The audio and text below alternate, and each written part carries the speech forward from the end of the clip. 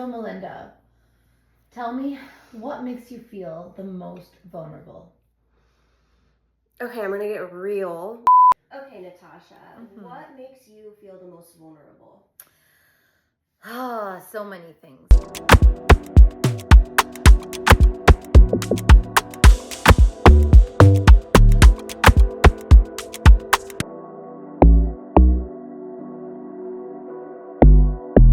What makes me feel most vulnerable is when I'm going through depression. When I'm in a depressive episode, certain things become very difficult for me to do. As simple as taking a shower, eating, going outside for a walk that day become like some of the biggest struggles you could possibly imagine. And it can be really kind of shameful or embarrassing to share with someone that like I'm struggling so hard that like I'm not taking care of my hygiene. And when I get to a place where I can share with someone how low I am and really voice the need for help, that's where I feel the most vulnerable. And not only is that where I feel the most vulnerable, but that's where growth happens. When I'm trying to work on my boundaries, when I'm trying to be that person that actually tells someone when they've done something wrong, that's when I'm the most vulnerable. And that for me is very difficult, because if I have a problem with someone, or if I don't like how something has gone, I'm someone that just runs away from the situation. And I don't deal with the problems directly. I hide, I run away. If a friend has hurt me, I will just run away. And it's like my biggest flaw in life that I'm trying to work on. And when I do speak to that person, I become and tell them how I feel. That's when I feel like I'm most vulnerable, because I feel nervous. I feel like, oh my God, how are they going to take it? I'm telling them that I don't like what they did, but it's me being open and honest. And that's something I've always run away from, my problems and the way that I feel. So yeah, I think that's when I feel most vulnerable. Just bleep it out. We have to censor You ourselves. just look so cute, both of you at the back over there, with your iced coffee and your headphones. DJ James? All right. Okay, so are you excited now?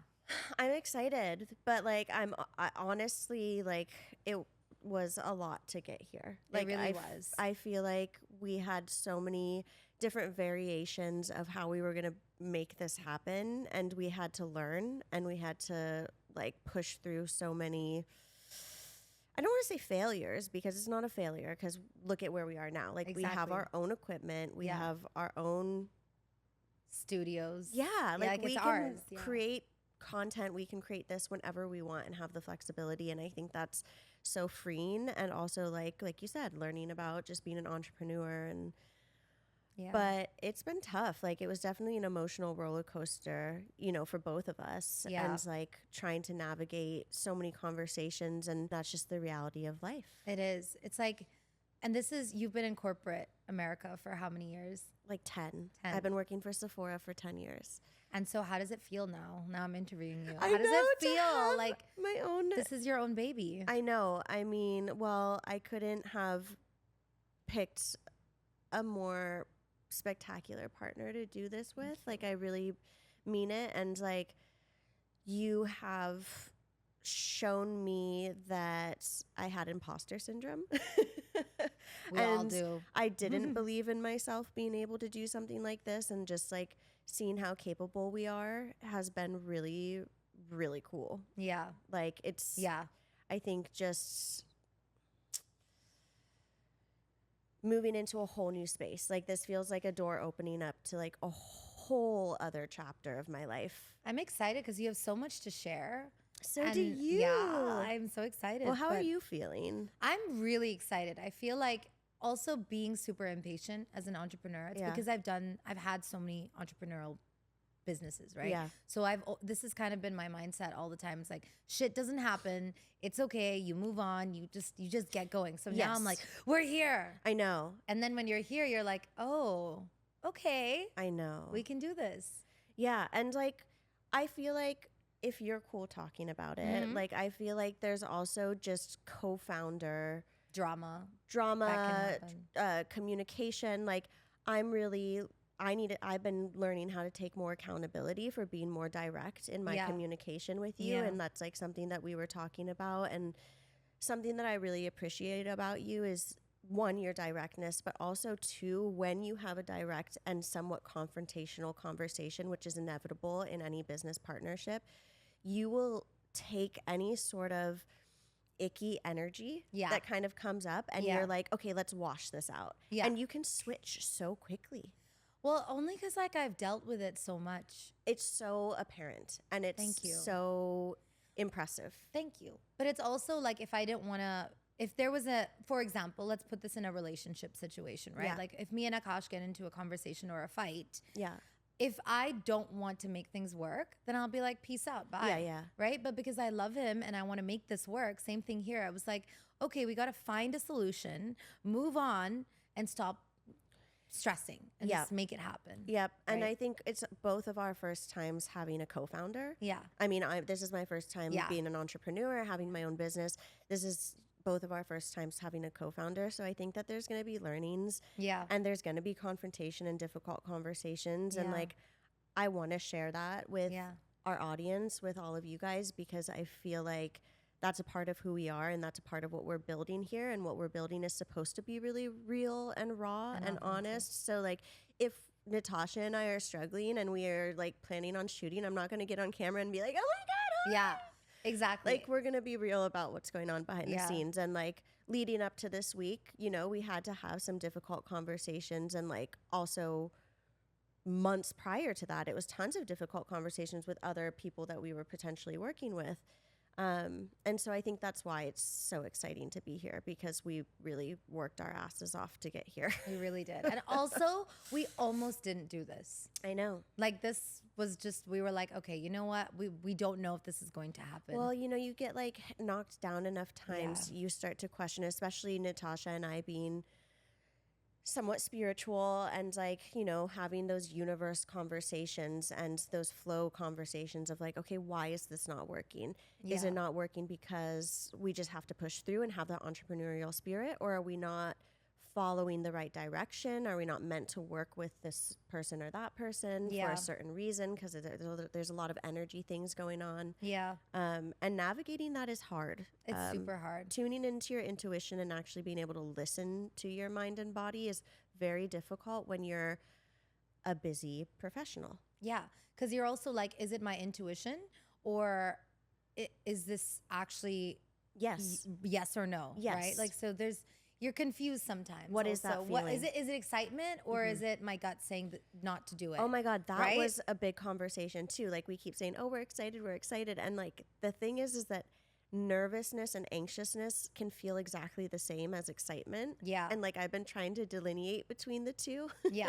Because I'm like, ooh, I don't feel good. And like, I'll get stressed out. And I'm like, wait, actually my body is sending me these signs because it's telling me how important this is to me. How exciting it is. And that anxiety that I feel or that nervousness that I feel is not necessarily negative and can be used to fuel me in a different direction. That's what I've learned in my entrepreneur journey, just with so many failures. I bet. Right? The word failure itself is something I don't say anymore. We need to come up with a different term. It's a challenge, right? It's a challenge that comes your way and it's a problem that you solve. You know, I always tell you I'm a firefighter. Like, I'm constantly putting out fires. But that's just how it is. And now I feel like even you know, you're putting out fires all the time. We had a couple guests that had to drop out last minute. And like, you know, I was flying in from my home in Nashville for this week. And so we were last minute trying to figure out who else could come on because our time is limited. And there's so many people who want to come on. Oh my gosh. So we're like, oh my gosh, how do we prioritize who needs to be on and how can this? we like professionally and like respectfully offer these times to people without, I don't know. Anyways, it's just a lot to navigate. And we filmed our first episode, which we're going to play for you next. We filmed our first, how many months ago was that? That was like 3 months. Was it longer? I think that's about right. I think it was about 3 months. Just before I left. Yeah. And then I came back. That sounds right to me. But like 3 months ago, we filmed our first episode, like thinking like, okay, here we go. And like, that just goes to show like some of the speed bumps that you hit. But we did use different sound equipment for our episode. So if it sounds a little bit different, bear with us. We've been figuring things out, getting our sound knowledge under our belt. Shout out David, my bestie from Sephora, who has really helped us kind of figure out some of this sound situation. Yeah. So you'll hear a little bit of a difference, but going forward, all the episodes will sound the same. What was I gonna say? I was gonna say, oh yeah, and also when we looked at the footage, it's not as authentically us. I feel like, you get a little nervous. Yeah, we were right? nervous. Now I feel like we're a bit more just going with the flow. I know. So it's actually a blessing. I was telling Natasha, I'm like, I don't think that I'm going to be in full glam every time we film. Like, I'm pretty sure I'm going to be coming on here with no makeup and hair undone. And like, that's what I want. Yeah. As the episodes progress, you'll see less makeup, less makeup, let's less just hair. be comfortable. And like, everything else in life is such a production sometimes. And this is like our safe space. Yeah. But also it's nice to glam up once in a while. So yeah, I'm really excited about this. Who are you excited? Are we allowed to mention who are some of the guests? Some of our guests? I mean, sure. I think it's going to be an incredible conversation. She just has an incredible story. I had breakfast with her a while back, the first time I met her, and just everything that she shared, her ethos and kind of the culture she has at her brand is really beautiful. And I just want to hear more of like how she got here. And also, you both share the Indian background, and I think we have so many Indian guests that we have on our list that we want to invite, and talking about that culture and how it's impacting the beauty industry and also impacts both of your worlds from a digital boundaries standpoint. Oh my gosh, yeah. That's going to be juicy. I'm excited to bond with her on that, because I'm sure we're going to have so many things. It's already just being an Indian girl and being in the beauty industry. Yeah. It's quite rare. We're growing. There's more, but it's also, and it's amazing. You're growing. But there's a lack of support there, and I know that it needs to I remember become you a talking thing about that. And I'm really excited about it. Who are you most excited? Everyone, but oh my goodness, she is an icon. She's an actual icon. Yeah. And I've seen her on stage. I've met her. I think she's just so powerful. I love, as an entrepreneur, she's probably someone I really look up to the most. She is such an entrepreneur icon. Founded a ton of brands, and then now she's written a book. Yeah. Which is incredible. So we'll have her share so much more of that. But that is such an iconic, and that one's really cool too. Well, both of these guests, it's funny, we both were connected to, which is so cool. Like, we both have networks, but they do overlap. Yeah. And so it's kind of nice when we have some context with the guests. But we'll be having a lot of cool guests on that will share their journey and inspire. Yeah. And I think the inspiration part is so important for all of us. And I feel like if there's ever anyone that you all want us to have on, like, please comment below. Please send us a DM. Please send us a message, an email on our website, whatever, thebeautymanifest.com. Because we want to hear from you, who you want to see too, and tag them. Like, let them know that you're interested in having them on, because we will certainly invite them. But also, I will say, as an entrepreneur, I've always heard this from other people, and I'm like, I want to put myself forward. So if you want to put yourself forward, we're all about self-love. And so, I know. We were talking about this. I need to create the submission form for people who want to come on as a guest. Yeah. So that we have like a formal process, and we're not like answering 3,000 emails, because there's a lot of interest, which is really exciting, but also overwhelming. Yeah. Super overwhelming for us. So don't think that we don't want you on. We want to share everyone's stories, and everyone has a story to tell. If there's anything we've learned in life, right? Yeah. Everyone has a story, no matter how big or small their brand is. It's about who they are. And that story is like so unique to them and can change so many lives. It doesn't matter who they are. Exactly. Yeah.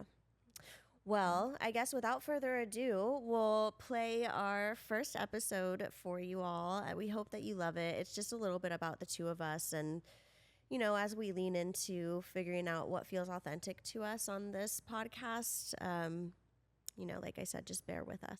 Hey, what's up? I'm Melinda. And I'm Natasha. This is the Beauty Manifest. We're so excited. This is our first episode. You're nervous or excited? Well, we were talking about this, and I've realized that my anxiety feels like excitement, and excitement feels like anxiety, so I'm just chalking it up to excitement. Which is exactly what our podcast is all about, really. Okay, so we founded the Beauty Manifest based on our shared frustration with just a complete lack of transparency and honesty within the beauty industry. People are really trying to take the right steps forward, but we want to have more honest conversations and bring guests on that have really been through it, that want to share their story. Brand founders, entrepreneurs, mental health professionals, clairvoyants. Yeah.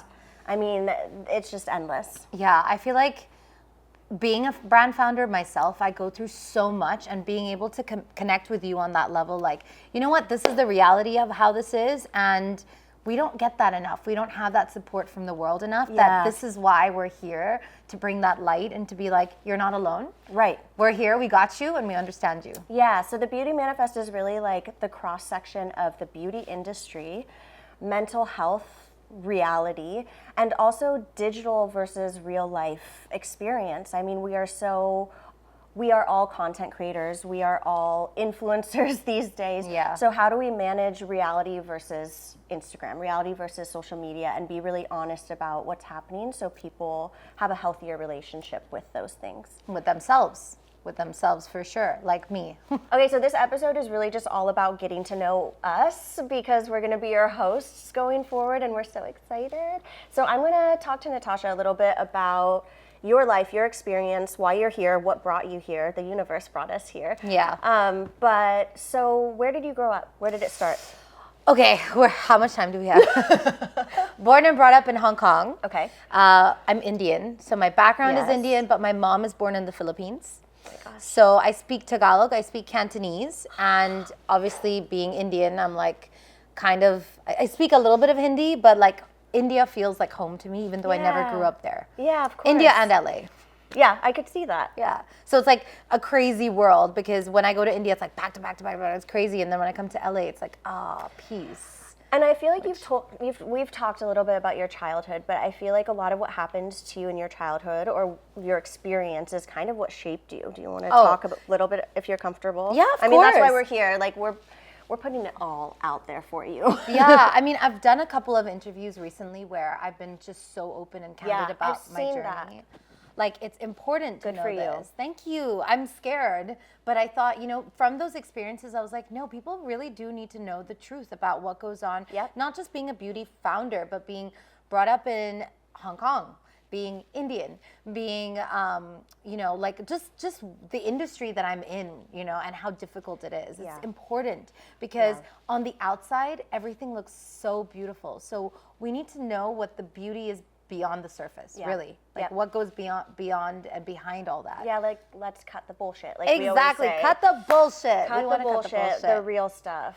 Yeah, so if you want to share. Yes, of course. So I was bullied growing up very badly. Like, I had kids scream outside the school bus saying, you're so fat and ugly, you should die. And I did actually, I never ever have announced this, but this is something that me and Melinda actually bonded over in terms of. I'm already going to cry. I know. When we first met, we instantly, I feel like it was like love at first, not just sight because of her appearance, but love at first connection, love at first soul connection. And my journey, actually, I was actually suicidal when I was younger, and and people would never know that. And I wanted this to be the place that I announced it. Whew. I know. I can't believe I just said that. No, thank you for being honest. Yeah, because people see me and they're like, oh, so happy all the time, so bubbly. Oh my God, she's killed it in her career. She's doing so well. But like, nobody knows the behind the scenes shit that goes down. And I can so vouch for that, because getting to know Natasha, like, she slid into my DMs as like a brand founder, reaching out to Sephora Beauty Director, being like, hey, can I show you your product? We got to meet, and it was just instant, like how honest and how vulnerable you were with me. That's why I fell in love, and like that's where we connect. And anyways, so bullying throughout your childhood. Throughout my childhood, and to the point where it got so critical on my mental health. It was so bad because I now am affected by it. Like, I can't look in the mirror and say, wow, you look good. If someone compliments me, I'm like, oh, they're probably just saying that because they think I'm ugly. Yeah. Like, that is what goes in my head. It's twisted. It's so It takes bad. a long time to untangle Yeah. the trauma of something like that. Yeah. And I mean, okay, yes, bullying was tough. And then I came out of it, obviously, when I started to find my passion and love through makeup. Mm-hmm. And I was working with clients around the world. I was doing makeup on people. Every 3 days, I was in a different country. So I was in Mexico, I was in Italy, I was in India. I was just killing it as a young... I get whiplash from your schedule. Yeah, it's a little crazy, but it always has been. And I think I attract the crazy with the schedule in the positive way, obviously. You handle it very graciously. Thank you. Yeah. But again, that's also what it looks like on social media, right? Yes. But you know me, I'm like frantic all the time. I get the texts when, you know, a meltdown is happening and like you feel like there's nothing else, you know, and like you get the text when I'm in that spot, and it just happens when you're a founder, you have a career you really care about and you're balancing so many things. Yeah, it's tough, but that's where I wanted to be on this, do this and be that voice for people who needed to hear that too, because there's so many people. I think just meeting more brand founders, especially, I mean, you meet brand founders all the time, and you see that, like, it's no matter how big you are, no matter how successful you are on the outside, depending on how you measure success, you're still always constantly criticizing yourself or not feeling like you're good enough. Absolutely. So that was tough in my journey. But anyway, I learned from all that, and I got inspired through being a makeup artist. That's what made me want to start a brand that actually empowered people. Because you got to make other people feel good when no one else would do that for you. But I couldn't even do it for me. I know, but you could do it for other people. And I feel like that's how I learned to heal too, is by trying to help others, I helped myself. And sometimes that's the only way someone can find the way to themselves. That's so true. And that's your artistry, which is so beautiful. That's actually the best way to put it, because I've always been like, oh, but you know, why do I keep giving and giving and giving when I don't get anything in return? But actually, that's a really good way of putting it. I don't give to get anything in return. I definitely see how you heal yourself through healing others. I do. But you have to focus on you too. Yes, I know. You tell me that all the time. Okay, so your artistry exploded. I mean, this girl is world-renowned wedding makeup artist, period, and her brand is iconic. Thank you. So what kind of happened from there? So as I was traveling and working with these people, I was actually married when I was 25. I was very young, but in our culture, imagine. I know, seriously, in our culture, that's normal. At 25, I was old. I was dating a guy for 6 years, and it was like, when are you getting married? You're getting old. You need to have babies. And we got married. Lovely guy, just not for me. Like ambition-wise, drive-wise, we were just not on the same level. And clearly, I need to be with someone who can match my level of whatever you want to call it. It's not just ambition, but it's like energy. Another energy. Yeah. It's energy. I know, because I can't keep up with her all the time. And that's not a bad thing. It's just that we're very different in that sense. Like, I don't know anyone who could travel the same amount as me and be okay with that. No. Again, whiplash. Yeah, I mean, so I was married, and part of the journey, and the reason why I talk about this a lot, is because that empowered me. Just being in the situation where I was so unhappy and being brought up in a culture where it was not okay to get a divorce. My parents were divorced, so I was already like the divorced kid, and that was like, oh, her just parents. Like she's from a broken family. That's what people would say. Wow. And I remember thinking, people would be like, oh, she's from a broken family. If she gets a divorce, no one is ever going to marry her ever again. Wow.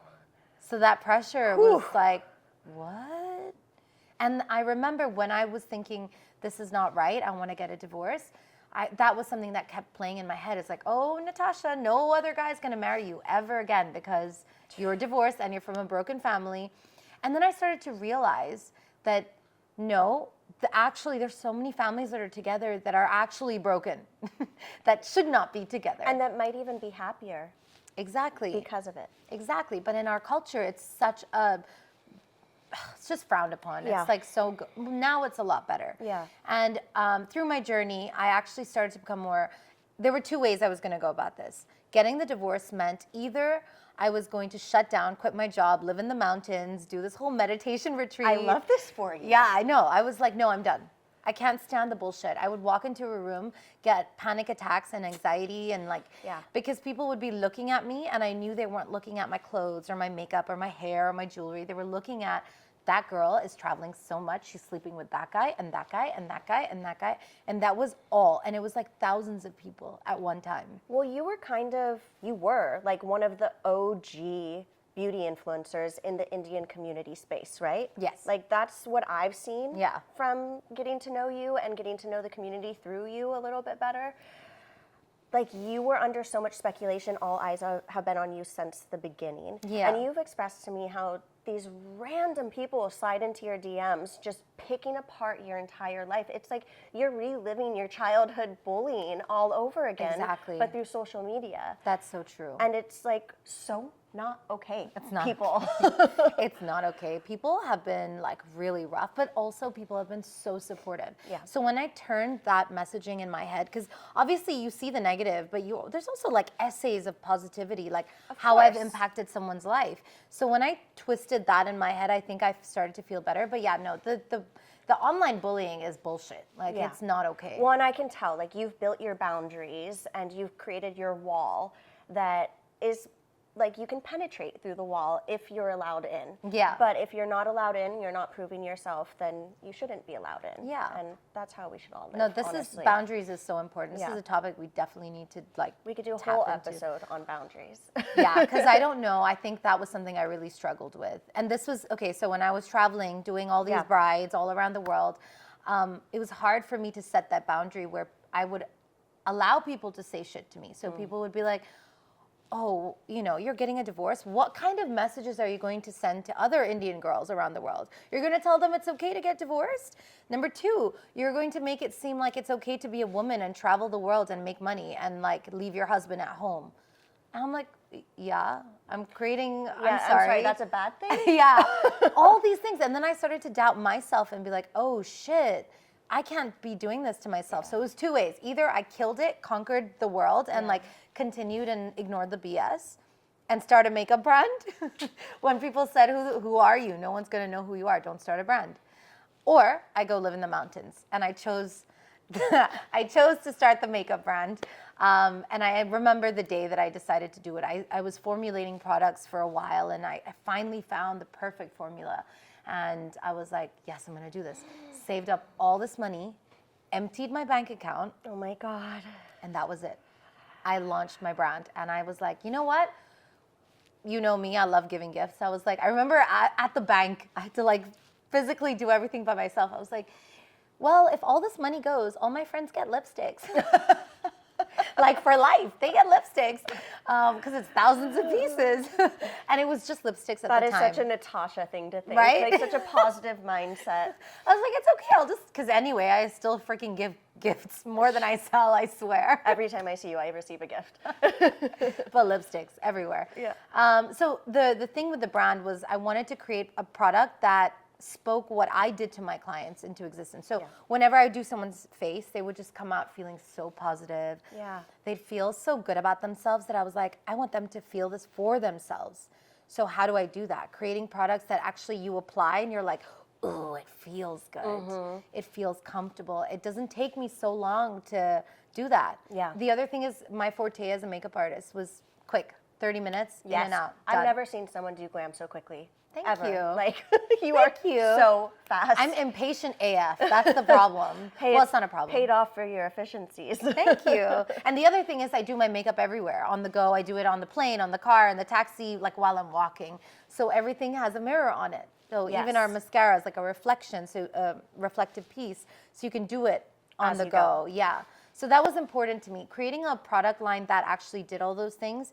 But through this journey of launching the brand, I remember I put the money in, I had the samples come to me, I had all the shade names on the first batch of samples. And then again, the anxiety thing hit me and I was like, what am I doing? You know, Huge imposter risk. syndrome also. And massive risk. Like, and massive risk. You drained your bank account to do this. Yeah, like, completely. Like all my hard work, everything was like, okay, just what I'm following my dream. And I'm getting a divorce, and I'm pretty much homeless because I was traveling every 3 days to a different country. Obviously, in the most glamorous way. I'm not saying it in a bad way, but I would land back in Hong Kong, and I was like, oh my gosh, I would sleep in my office because I didn't want to spend on rent. Oh my gosh. For 3 days, I would my parents didn't know because they would be like, stay with us. Yeah.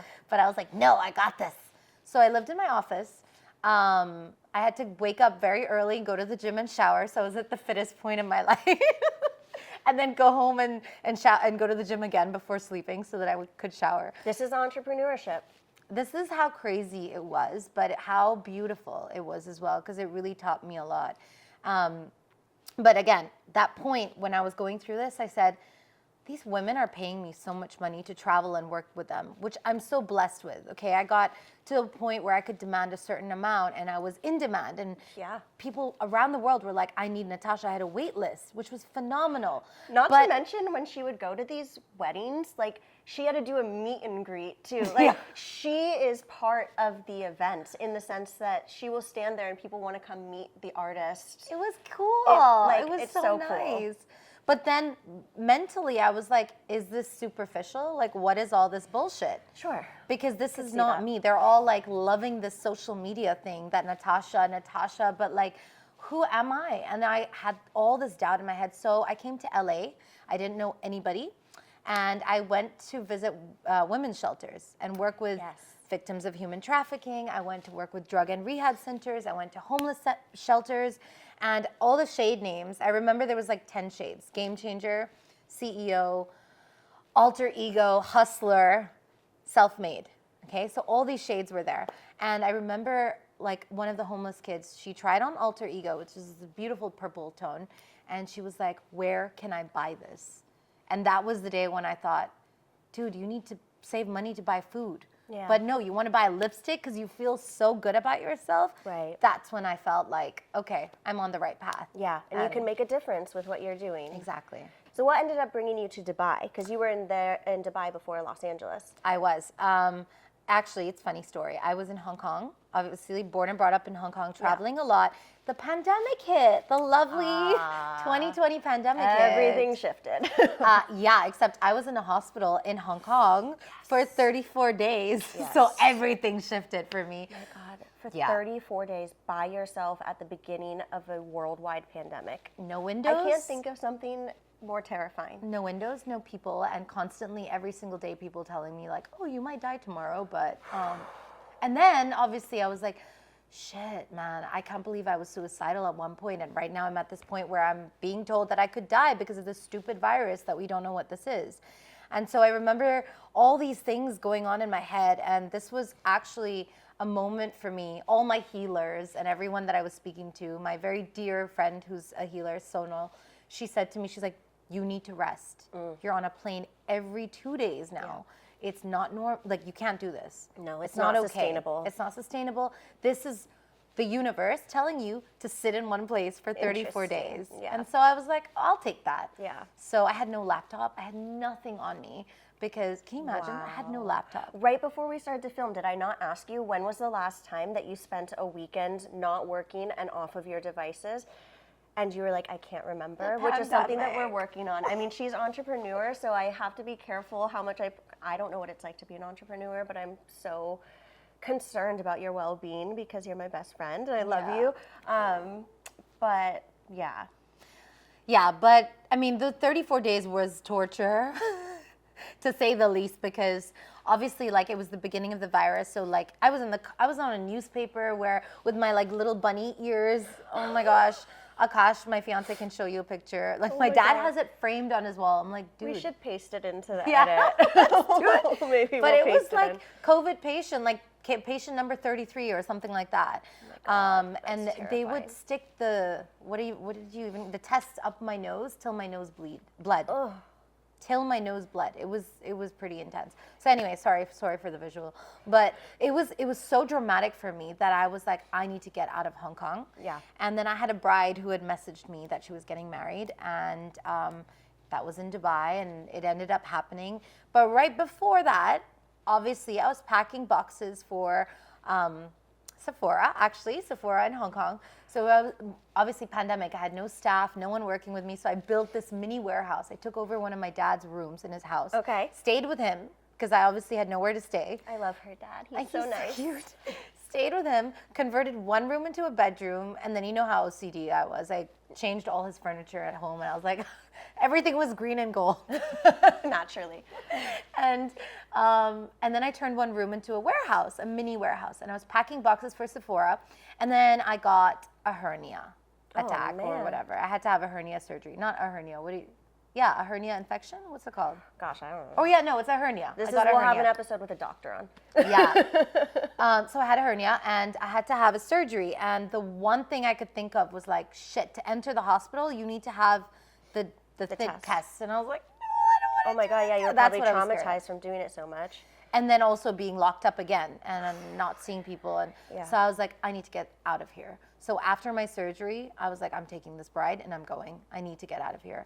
And then I ended up going to, as soon as I arrived in Dubai, they had announced that there was a 21-day quarantine / lockdown that you had to do in a hotel in Hong Kong.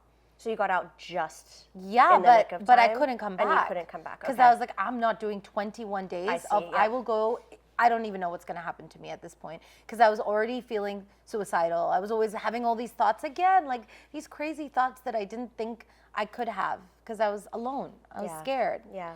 So I'm like, this is not okay. So I stayed in Dubai and it was magic.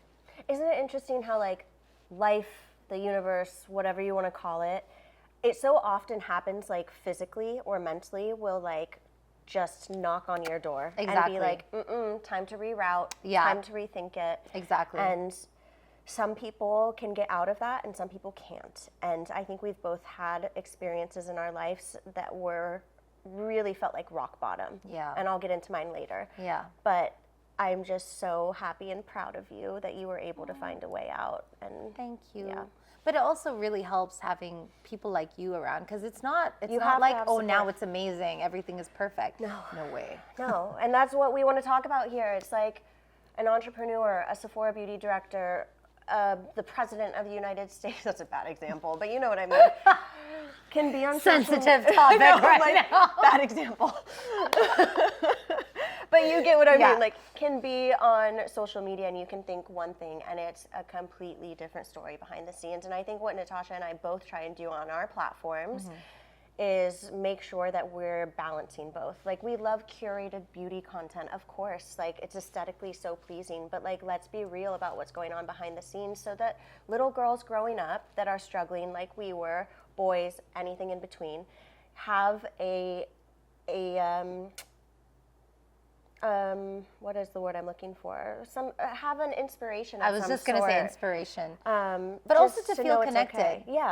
Yeah. Inspiration, You but can't also feel connection. you can't feel connected to a curated feed. So true. You feel connected to honesty. It's That's true. connection. I think that's also how I built my career initially, like, is just being really open and honest from the beginning. Like, I would post these things, but obviously I'd be like, in our Indian culture, it was like, okay, you can't say this because what will people think? Yeah. That's a constant thing. I don't know if that's in most cultures. No, I but sympathize for you so much, and we've talked about this, and we're going to talk about more about this on the show for sure, as much as you're comfortable with. Yeah. But really opening up a platform for conversations around kind of culturally what you've experienced, and so many of our founders who are coming on have similar experiences. So there's a lot to unpack there. Definitely. And what will people think was something I was also guilty of. Even though I was like, I don't care what people say, I did. And I do. Of course I do. But now it's a different level of what I care about. I want people to love my product. Yeah. And I want people to know that I'm genuine, but if they don't, I don't really care. Good. Yeah. Good. All you can do is have the right intentions and put them forward. Exactly. And cut the bullshit, which is what we're here for. So And now you're in LA. I'm in LA. And your brand is doing beautifully. We're starting this show together. This is my show scream. I realized it this morning when I was like in bed. I was like, oh, this is my show scream. Just pure joy. Yeah. It's my scream. I'm so excited. Ooh. But yeah, my journey's been amazing and I love it and I'm so blessed. And one of the things I will just take out of our conversation just now was that when you feel like things are not working in your favor, like for example, I was like, obviously I'm like, oh my God, I can't go back home. I have one suitcase with me of my clothes and I'm in Dubai. Yeah. Obviously it's Dubai. It's not like the worst place to be, but also where am I going to like suddenly live? Yeah. I was living in a hotel for 3 months, you know, like what am I going to do? But then it was the most beautiful thing because from Dubai, I just traveled and met people and I was able to live my life. So everything happens for a reason. Yes. Everything. Yeah. And I think that's my message to the world is that you do you, keep going, ignore the noise, cut the bullshit, and you will get wherever you need to be in love life. that. Yeah, that's my message. That was a beautiful bio. Oh, thank you for sharing. Thank you. So, Melinda, now, besides being the most incredible beauty expert, She compliments me too much. I know I need I'm to just get more being honest. Okay, sorry. Honestly, anyone who meets you is blown away by your heart, by your talent, by your beauty. And it's like, you wouldn't expect someone so gorgeous to be I'm gonna have to leave. so sweet. Like, so sweet that sometimes I'm like, is she real? Like, is she actually real? Can you tell us a little bit more about you and how you became to be this phenomenal human being? The feeling is so mutual, which is why we're both here today with each other, loving on each other. Okay, so I grew up in San Diego. I'm a California baby. I love California so much. I grew up as a competitive dancer, which was really interesting. It kind of, anyone who did competitive sports, competitive dance, anything like that, it kind of shapes you into like this whole other beast. Yeah. Like I have this really wild ability to basically ignore every single bodily and mental need that a human requires and focus in on something and get it done and just like ignore everything else. Like I can like hyper focus on something. I swear it's from competitive dance. That's phenomenal. It's phenomenal until you don't take care of yourself and your body and mind start screaming at you, which has happened. But I grew up as a competitive dancer. I'm half Cuban. My dad is a Cuban immigrant. He came over to Miami when he was about 11. My mom's from Pennsylvania. So I had a little bit of like a mixed influence growing up. And as soon as I graduated from high school and moved into college, I got the opportunity to, I actually found out that I had a half sister I didn't know about. And she literally messaged me on Facebook and was like, I think I'm your sister, like a movie moment, you know? And it turned out she was working in fashion events in London at the time. And you studied fashion. And I studied fashion. I was going to FITM at the time. And simultaneously, my mom had been sick for about a year and a half with cancer. So she had melanoma. And as you can imagine, it was easily the worst time in my entire life. I was 17 years old, and it was just such an emotional roller coaster. And sadly, eventually she passed. If I'm honest, and I think a lot of people will say this who went through something like that, it was a little bit of a relief. I'm already going to cry. I know. It was a little bit of a relief because you just don't want to see someone in pain for that long, you know? I didn't expect to cry. I've talked about my mom passing so many times, I don't know why I'm crying. I'm crying now.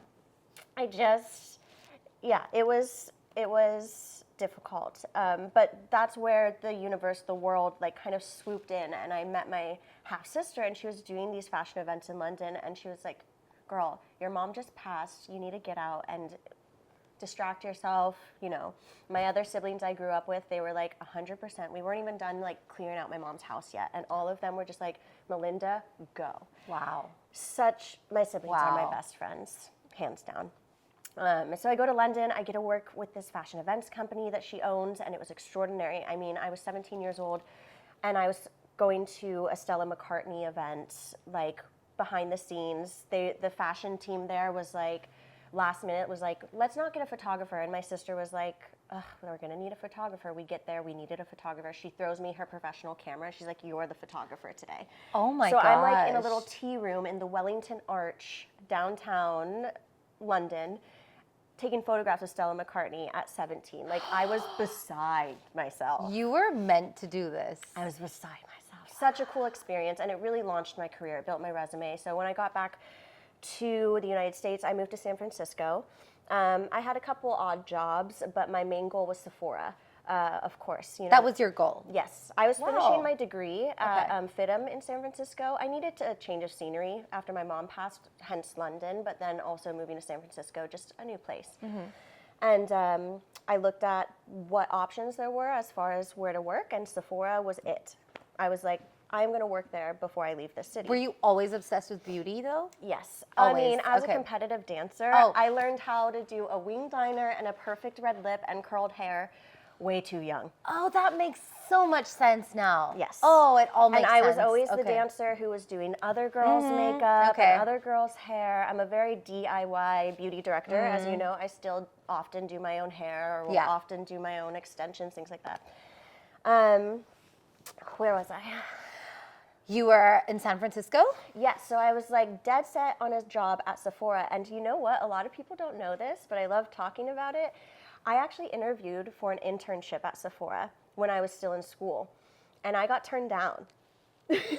I know, which is Isn't that crazy? like now as a you're Sephora Beauty Director, I'm like, wow. wow, like what are the chances? But like I did not give up. Like I knew that I was supposed to work there and I was going to before I left, so I continued to push. And eventually I had a few friends that were able to kind of help me interview for a role. I actually interviewed for 2 roles and ended up getting offered both of them. Oh my gosh. So I got to choose what which were one. the 2 roles? So I started in makeup merchandising. Okay. Makeup merchandising at Sephora is essentially like the buying department. So it was amazing. I started out working with some of the fastest brands on the market. Think Anastasia Beverly Hills, Too Faced, Tarte. In that day, those were like the top of the top. And I got to sit in the kitchen with them, which is what we call it at Sephora, cool. where you get the opportunity to see what they're launching, what they're developing, you give them feedback. But my job was very number heavy, also analytical. So I'm looking at sales, I'm looking at trends, et cetera, et cetera. And I realized that I wanted a little bit more creativity, that the numbers I struggled with a little bit. And during that time is also when my depression started to settle in a bit. I think jumping straight into London and all of that work was an incredible distraction, but at the same time, it didn't really give me the opportunity to process or feel my mom's passing. And it was kind of just suppressed. And I continued to accelerate my career, and which is incredible, but it continued to be further suppressed. Yeah. And just so, like masking rather than healing. Yes. Yeah, and really pushing myself as hard as I could. And I just remember sitting in the, the office cubicles with like the fluorescent light and just being like, I am so unhappy. Like I was so grateful, but I was so unhappy, so I was confused. And fortunately, I met my partner, my now fiance, out in San Francisco, and he and I decided to move back to Southern California. He has a record label. I work in beauty, and so we both felt like it would be a good move. And when I did, I went to the buying department. My VP at the time, Allison Hahn, shout out, Allison Hahn, you made my career. I am forever in your debt. She was such a wonderful leader, and when I came to her and said I was moving to LA, she's like, where do you want to go? I'm going to help you get where you want to be, and we're keeping you in the Sephora family. We're not letting you go. Well, and obviously. Like, oh my God, I love you. Nice to meet angels like that. Yes, angel. But I will say I was absolutely terrified to talk to her because I was entry level. I was a coordinator, and she was like so bossy in the best way. And to go into her office one morning by myself and be like, thank you for everything, but I'm leaving, was terrifying. Yeah. But thank God I did, because I had heard Sephora was opening their doors for a video studio here in LA, and I told her I would do anything to be a part of it. And so she and Sephora created a job for me here in Los Angeles where I got to help. Hold on. Sephora created a job. That's how phenomenal this human being is. I just have to say that. I call it luck, but it was just the perfect timing. And, when I started in the studio here, it was product all over the floor, fold up tables. We didn't have a team. Like, it was like a startup, but for a corporation. And we built so much, and I transferred on to our social media team at that time, and I really got to start to work on set, which I loved. I loved interacting with people and collaborating in the studio. My job basically was to ideate content, come up with video ideas, coach talent on set, making sure that they're using the products correctly, analyzing performance of content to ensure that we are giving the audience what they want and what they need, and all of the above. It was just such a cool job where I got to wear so many hats. And slowly but surely, a model wouldn't show up, or we couldn't cast a model who had acne because no models at that time. Nowadays, it's so different. Okay. But like even just like 6 years ago, it was close to impossible to cast a model with acne because they wouldn't go on camera with it. Model agencies have changed to cater to those needs as the beauty industry has changed, but it was not always the case. That's so interesting. Well, we could not cast a model with acne for a video how to cover up acne. So I stepped in, and this is when I still had like kind of hormonal acne. I had acne most of my life. Most people would be like, really? And I was like, yeah, I was really good at makeup. I covered it up. But like, yes, I did. And this was the first time I shed all of my makeup, and I went barefaced on camera for Sephora's millions of viewers. So it was a very big, a very big step for me of vulnerability and comfortability with myself. And that is kind of what, fast forward to the pandemic, and we were not able to set up studios. So Sephora wanted to set up studios in our talents' homes. We could only do that for like 2 or 3 talents. So they asked me to do it, being that I had stepped on camera a few times and I knew what it was like behind the scenes. I mean, it was the pandemic, so I had like our setup right now. I know you guys can't see it, but like cameras, a huge dome light, like all of these things I had to set up and learn how to use for the first time through Zoom with like my director, production team. It was wild. It is such a wild experience, but like so much fun. Kardashian experience. I saw them do it, and I was like, wow. Yeah, because during the pandemic for them to film, they probably did the same thing, right? Yeah, so that's how I got started doing more on-camera work. And at the time, my manager, Ray Nenda, who is just such a pivotal part of my career and such an extraordinary manager, she asked me, she was like, how are you liking working on camera? Like, do you want to do more of it? Do you see yourself shifting out of this role that you're in? And I was like, I can't imagine leaving this role unless a beauty director role opened up at Sephora. If a beauty director role opened up at Sephora, I'd consider it.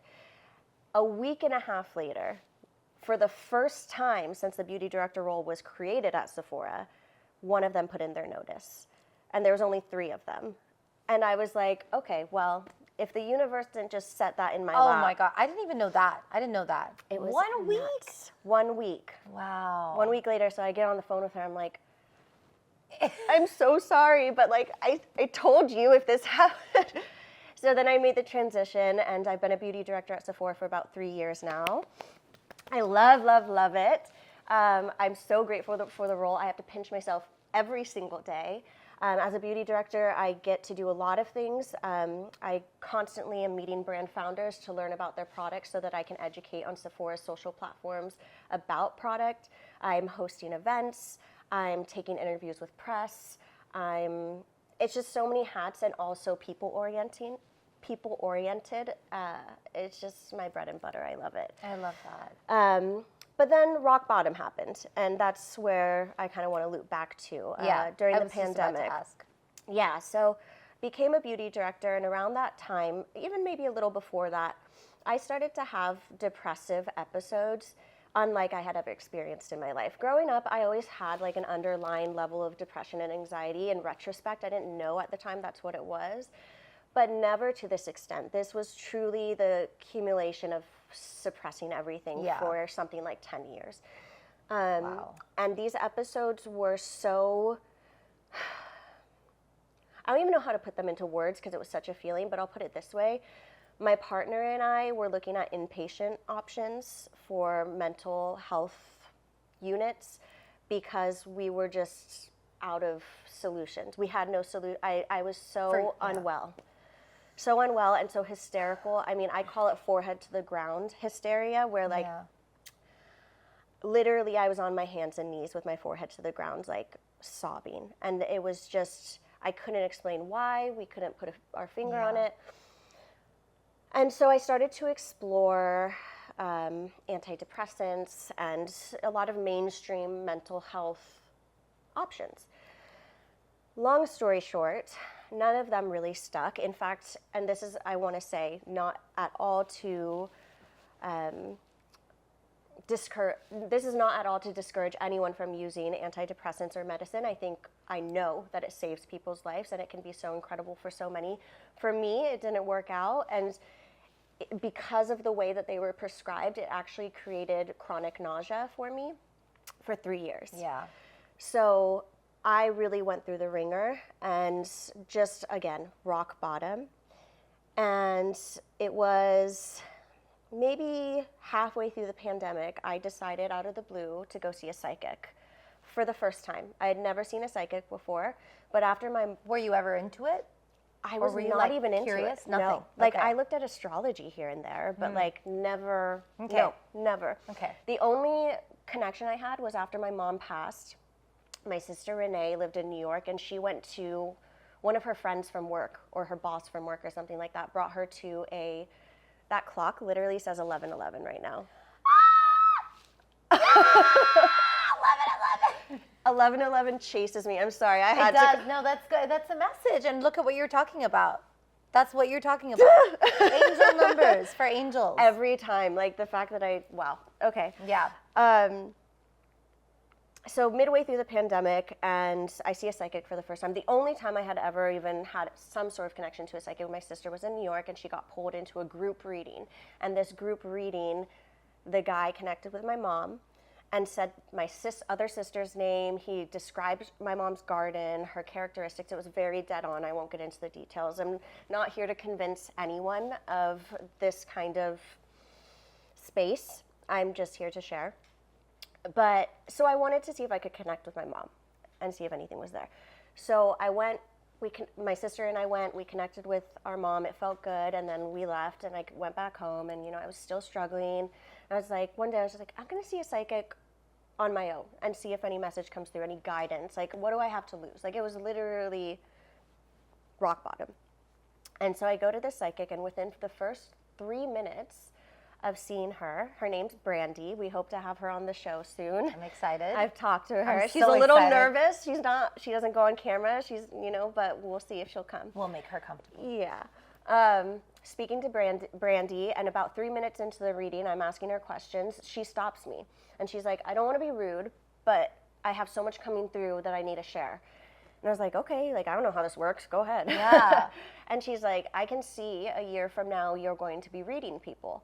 And I was like, I don't even know what that means. At the time, I had no idea what reading people meant. So she kind of explained what that meant to me. She told me that my gift was going to be my ears. Your ears? Oh. Like hearing. Like my main source of communication or being able to read was going to be my ears. And she explained that. And I was like, that's so strange, because my entire childhood and adult life, I have always covered my ear when I sleep, out of a strange fear that someone's going to whisper into it or say something. And I don't know why I've had this fear. And she's like, because probably when you were a kid, because kids are so much more open and susceptible to clairvoyance because they haven't been conditioned by everything else. She was like, you probably had an interaction and it scared you, or someone told you that it was scary or something like that. And so you kind of shut it down and have had this fear and cover your ears. And so I got the chills. And she then went on to say a few things about my brother that were very resonant and confirmed a lot of things. Like, she said, you're going to see your brother this weekend. There's no way she could have known that. So I was feeling good, Yeah. But I was also very confused. So I hang up the phone and I go to call my sister Renee. And quick context, Renee has a friend that we both grew up with, because her mom was our mom's best friend, really her only friend. And this girl's name is Alex. Alex has run a psychic school for over 15 years and has always stayed in contact with my sister. And she herself, as you can imagine, is a psychic and a clairvoyant. And it turns out, so I call my sister Renee and I start to tell her what happened on the phone with Brandy. And it turns out that she had a conversation with Alex 2 weeks prior, where Alex told her that your sister is going to find out that she has this ability. When she does, please have her call me because I'll be able to help her. So I started to cry because Brandy doesn't know Alex. Renee didn't even know I was going to this session. Oh my There was goodness. absolutely no connection. And tell us the timeline. What date? What? I called Renee right after I hung up the phone with Brandy. But pandemic 2020, 2021, let's I want to see. visualize I'm so everything. bad at timeline. I think it was probably 2021. Okay. Around, I would have to look back at dates, but I think it was around there. So just when we met. Yeah. Oh my I think it probably gosh. happened just before we met. That is wild. Because I was talking about that stuff with you, so it was just before we met. But I don't know if you remember this. When we first met, I was the one that brought this up because I think you were a little bit not sure to talk to people about this. I mean, 100%. I'm still a little weary about talking about it with some people. Hey, world. Yeah, not exactly. anymore, I guess. I'm so proud. I'm getting proud comfortable, getting vulnerable, because there's a lot of fear of what people will think. Not everyone believes in it. Not everyone has their own. But like you said earlier, I've gotten to the point where I don't care what other people think. As long as my truth and my intentions are good, that's all that matters. Yeah, because I never believed in any of this stuff either. Any of it. And then it just happened to me. So when I met Melinda for the first time, I think I was like, I got a divorce, but my psychic said this and this, and you were like, oh, what? I remember that moment. Yeah. And then you were like, oh, I've never really spoken to this about this to anyone. And I'm a brand founder that you've just met. I remember. Yeah, and then you referred me to Sonal, which is your healer. My healer, yes. And I had an incredible 3-session treatment with Sonal that like definitely transformed an aspect of some of my trauma. And yeah, so I started to study clairvoyance and kind of get an understanding of what it meant and kind of get all of my psychic hygiene, if you will, and started to read clients on a weekly basis through the program.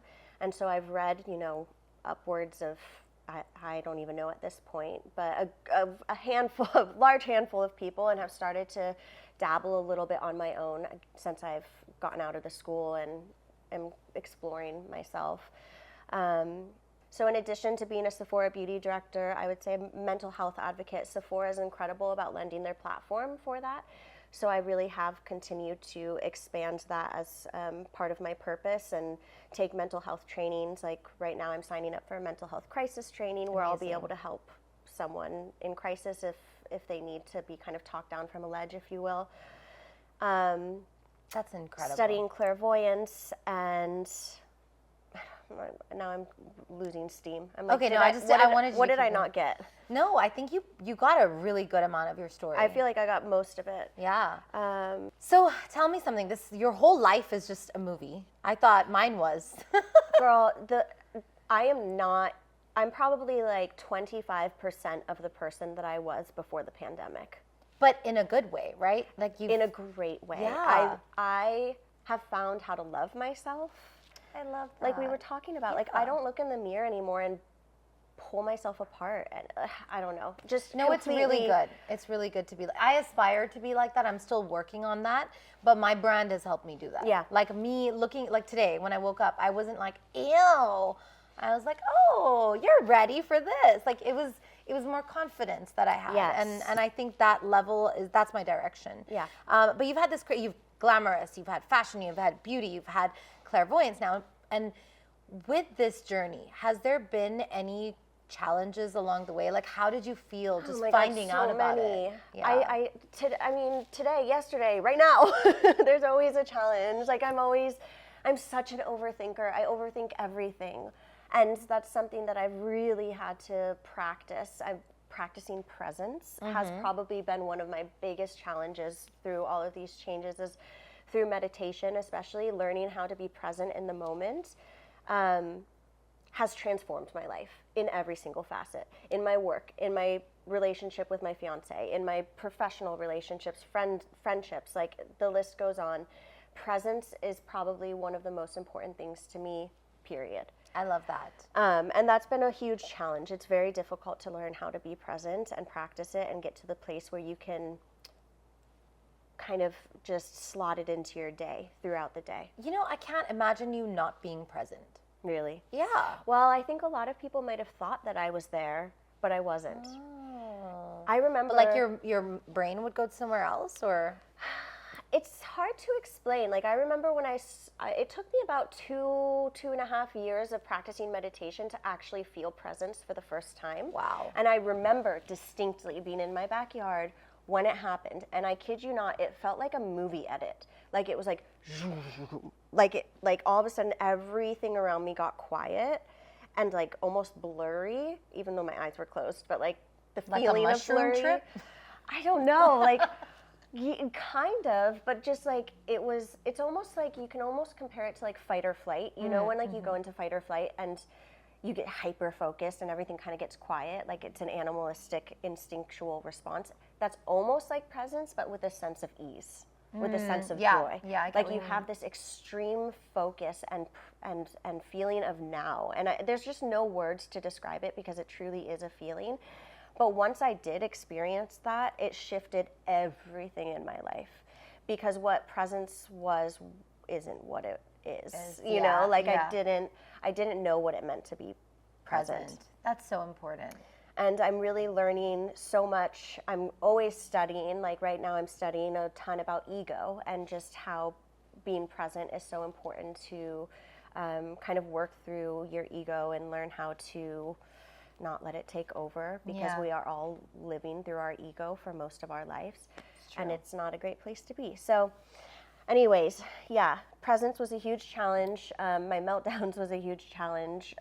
Losing people was a huge challenge that was part of my clairvoyant journey. I lost about 3 people to suicide within about a year and a half. So there's been a lot of challenges. I've been around a lot of death in my life and a lot of pain related to mental health, whether it's me or someone near me. A lot of mental health in my family, a lot of mental health in people around me. Yeah. So the attraction or the vulnerability that we both shared together was where we connected. yes, Right? yep. Yeah. And it's obvious that's how it's meant to be. Like, Yeah. I've experienced what I've experienced to set me up. What would you say is your purpose in life? If you had to just pinpoint like your purpose, me asking all the questions. I would say like to help myself and others simultaneously find themselves, find their true selves, because there's so many things that are completely constantly being thrown at us from society, advertising, marketing. I know because I'm a professional marketer. Exactly. And that's why we're doing shows like this, is because we want to cut through the bullshit. And when you do cut through the bullshit is when you find who you actually are, and you find how to love yourself, and you find so much good, so much better to give, instead of trying to be something that you think you're supposed to be. So I really do feel like it's about being ourselves. Finding comfort and authenticity. Finding comfort and authenticity, exactly. That's your purpose. Yeah. I love it. I also think that mine is kind of related to that. So 100%. we're very, very, very similar. Yeah, in there's that a way. reason that we were put together. Yeah. I don't know what it is. Maybe it's just for us to have fun together. Who knows? And I'm good with that, but there's a reason. But Melinda's actually changed my life in so many more ways than just being my best friend or, like Same to you, girl. homie. She's actually the one that's taught me breath work. We had a session in my house with a bunch of people. And you know what was interesting when you were telling me about when you had that focus moment and the presence. that presence where you had that shut off, where when my presence happens is when I'm surrounded by people I truly love and when I feel safe. I love that. Because I don't feel safe a lot of the time. And so when I have that connection with people, or when I'm at this crazy party with a load of people, I zone out and I'm like, I feel safe. So Same. presence. One of the things that I mentioned in our episode is actually how Melinda's really guided me through my mental health and helped me elevate myself. And through guided meditation, Melinda, can you please help just bring us back down to earth, ground us, make us feel really good, and get us going for the day? So if you guys are listening, then please close your eyes if you're not driving and just focus and zoom in to this moment here, because this is the only moment that you're going to get to yourself today. Yes, we're just going to take a few minutes to close our eyes and center ourselves. So if you have the ability to do so, find yourself in a comfortable seated position, preferably with your back and head straight up. Close your eyes and take a couple deep breaths, counting in, 2, 3, 4. Hold your breath at the top for 4 counts. 3, 4, and then exhale. 2, 3, 4. I want you to focus on the center of your forehead, between your 2 eyes. Take all of your focus and set it there. If you hear noises, cars driving by, ambulance, just let them pass. Wave goodbye and then recenter yourself.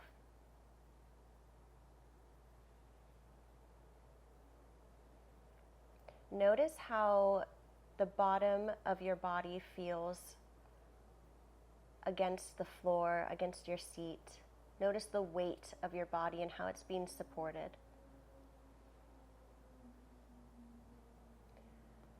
Now we're going to ground ourselves. So I want you to imagine the very center of the universe, very center of our earth.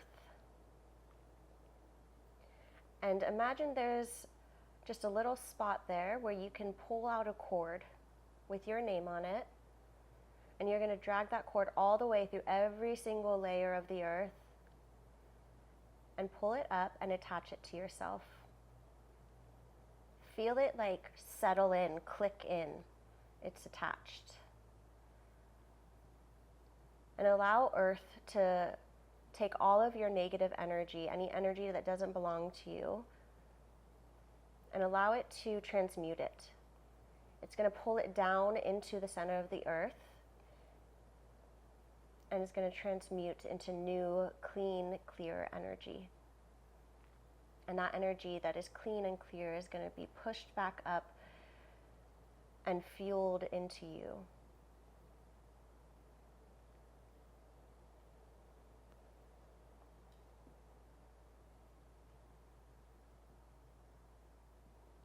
Watch as that energy drains from your body, continues down the cord, transmutes, and then follows its way back up the cord, back into your body, clean and clear.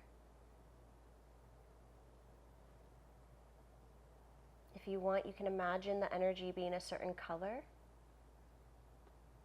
Watch it enter through your feet or through your bottom and circulate through every part of your body. I like to start at my toes, work my way through my feet, watch it pass through your ankles, your lower legs, your knees. A lot of energy can get caught in your knees, up the thighs to your hips. A lot of energy can be caught in the hips, especially for women. Let it continue up your body into your stomach, into your creative center, up through your chest. It splits down your arms, all the way through down to your fingertips, circulates back up through your neck, and it finds its way back in the center of your head, that same place that we focused on in the very beginning. Watch the energy circulate right there. It's cleaning out the space inside of your head. And then it cycles all the way back down into the earth.